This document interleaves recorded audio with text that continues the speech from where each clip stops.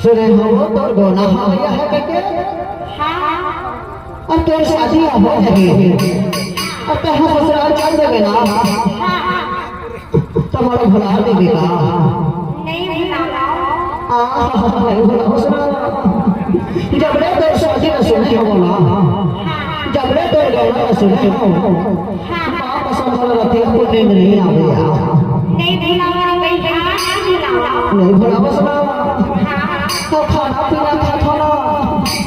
माला जल्दी हो गया तो माया तो रात के सुखा तो नींद घर नहीं आवे औ दिलवा वाला चैन घर नहीं बने यार सुल्तान करके अरे नहीं हमारे भैया नहीं भुलाओ वो दिन के बाद बोली और वो दिन के खेला पड़ाई और वो दिन के घुमाई फिराई वाला सुल्तान आते साथ साथ में स्त्री जात रहे और साथ साथ में पढ़ाई लिखाई करत रहे और तरिया में और नदिया के छार में और डोंगरी पहाड़ में साथ में घूमत रही आ माया और तो शादी हो गई तो भुला दे बेटा नहीं भुलाओ जब रे गंगा का सुने होगा तब रे रवासी लगने गो रवासी तो तुम्हारा झांझा ससुराल की थाया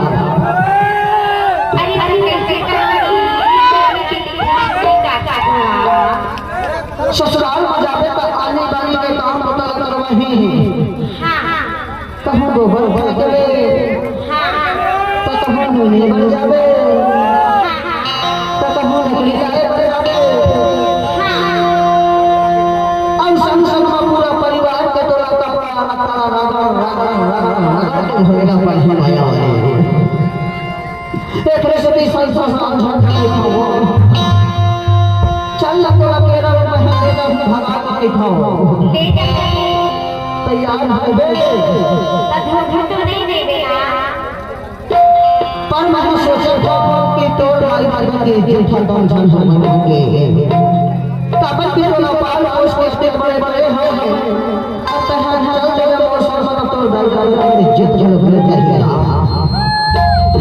अब टोली जा जा करम मिलते हैं कांटे से काटे ना बातों से काटे दूसरा को तो जाना ये फिर छोड़ के खाओ संतरा पर आए लगने वाला छा छा आने वाला नहीं भला बाबा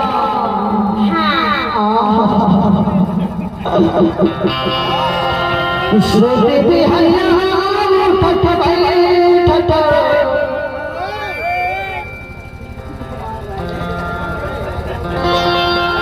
हंसते पे हल्ला ठठ ठठ हरि हरि कृष्ण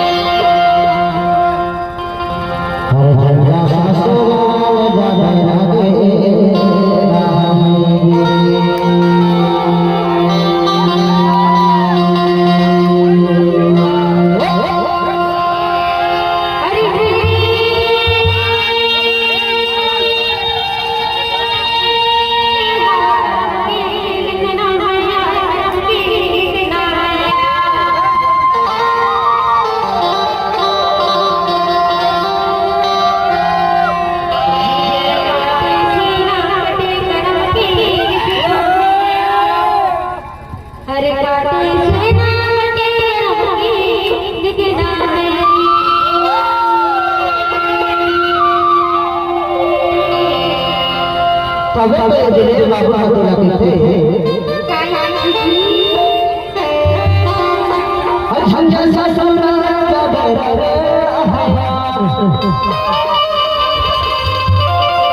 हर झंझा सा सोना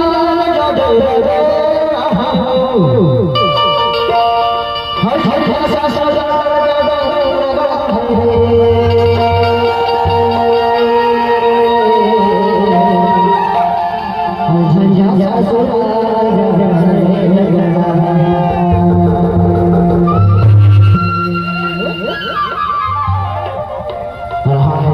संसार